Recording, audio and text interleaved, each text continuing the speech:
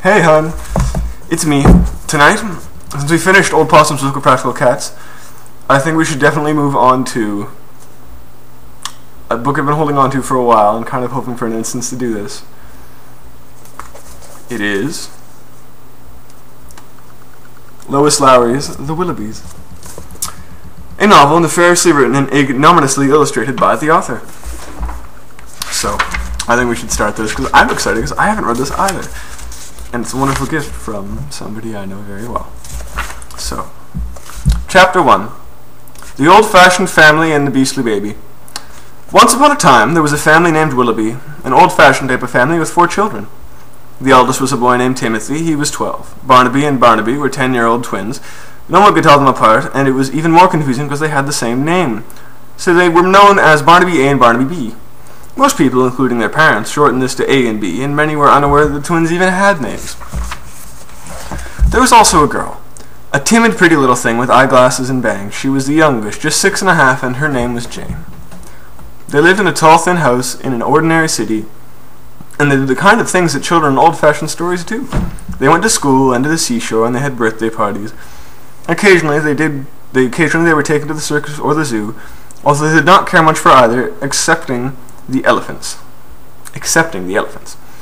Their father, an impatient and irascible man, went to work at a bank each day carrying a briefcase and an umbrella, even if it was not raining. Their mother, who was indolent and ill-tempered, did not go to work. Wearing a pearl necklace, she grudgingly prepared the meals. Once she read a book, but found it distasteful because it contained adjectives. Occasionally, she glanced at a magazine. The Willoughbys' parents frequently forgot they had children and became quite irritable when they were reminded of it. Tim, the eldest, had a heart of gold, as many old-fashioned boys do, but he hid behind it a somewhat bossy exterior. It was Tim who decided what the children would do, what games they would play. "We'll have a game of chess now," he occasionally said, "and the rules are that only boys can play, and the girls will serve cookies each time a pawn is captured. How they would behave in church: kneel nicely and keep a pleasant look on your face, but only think about elephants," he told them once. Whether or not they would eat what their mother had cooked, "We do not like this," he might announce, and they would open down their forks and refuse to open their mouths, even if they were very, very hungry. Once his sister whispered to him privately after a dinner they had refused to eat, "I liked it." But Tim glared at her and replied, "It was stuffed cabbage. You're not allowed to like stuffed cabbage." "All right," Jane said with a sigh, and she went to bed hungry and dreamed, as she often did, about becoming older and more self-assured so that someday she could play whatever game she liked or eat any food she chose. Their lives proceeded in exactly the way lives proceeded in old-fashioned stories. One day they even found a baby on their doorstep. This happens quite often in old-fashioned stories. The Bobbsey twins, for example, found a baby on their doorstep once. But it had never happened to the Willoughbys before. The baby was in a wicker basket and wearing a pink sweater that had a note attached to it with a safety pin. "I wonder why Father didn't notice it when he left for work," Barnaby A said, looking down at the basket, which was blocking the front steps of their house, when the 4 children set out one morning to take a walk in the nearby park. "Father is oblivious, you know that," Tim pointed out. "He steps over any obstructions. I expect he poked it aside." They all looked down at the basket and then at the baby, which was sound asleep. They pictured their father taking a high step over it and moving it slightly out of his way with his furled back umbrella. "We could set it out the trash for the collector," Barnaby B suggested. "If you handled one handle, A, and I take the other, I believe we could get it down with stairs without any much trouble. Our baby's heavy." "Please, could we read the note?" asked Jane, trying to use the self-assured voice that she had practiced in secret. The note had folded over so that the writing could not be seen. "I don't think it's necessary," Tim replied. "I believe we should," said Barnaby B. "It could possibly say something important." "Perhaps there's a reward for finding the baby," Barnaby A suggested, "or it might be a ransom note." "You dolt," Tim said to him. "Ransom notes are sent by the ones who have the baby." "Maybe we could send one then," said Barnaby A.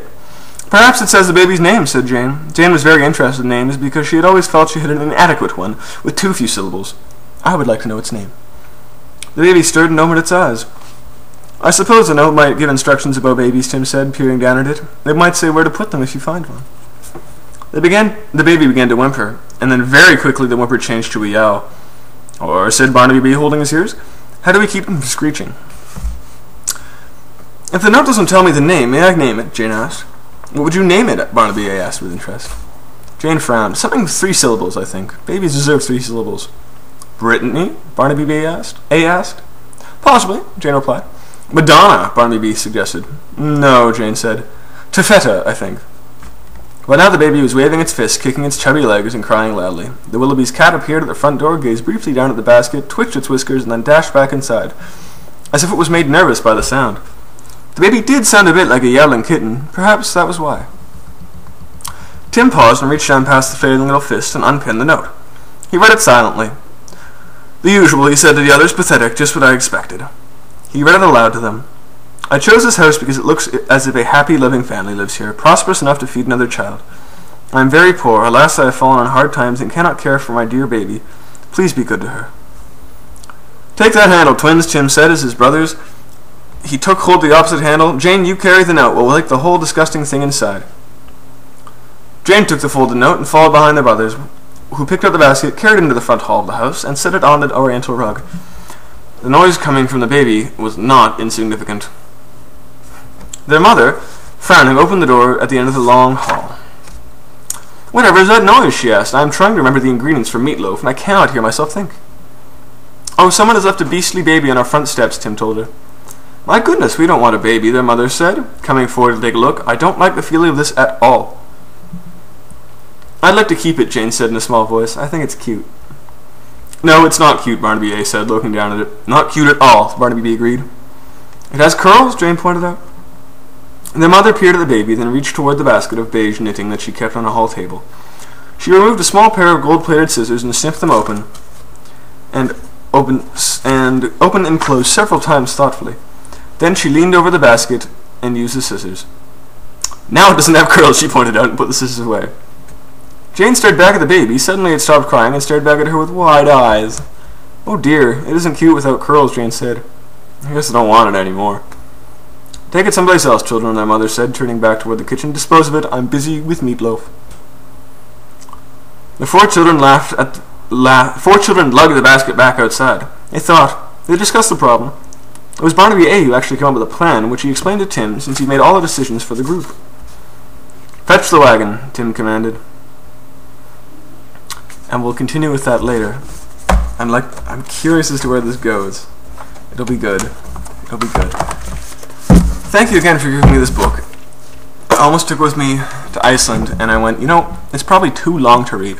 There's definitely shorter books, like The Mouse and His Child, which ended up being pretty long, which I'm happy about. But I'm excited to see where this goes. It'll be good. It'll be really good.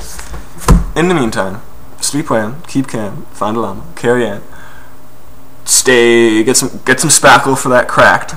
That'll help you out a bunch. And dream sweetly. So, I love you, Kristen. Dream sweetly. I love you. Good night. What do you think of the hair?